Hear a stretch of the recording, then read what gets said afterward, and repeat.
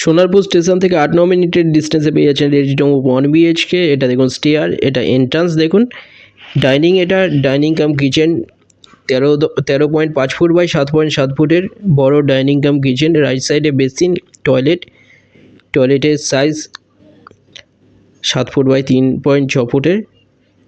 Two side open পেয়ে যাচ্ছে, road facing. এটা 300 স্কোয়ার ফিটের 1 বিএইচকে। এটা পেয়ে যাচ্ছেন মাত্র 8.5 লাখে পেয়ে যাচ্ছেন কোনো ব্রোকারেজ ছাড়া। এখানটায় দেখুন এটা বেডরুম।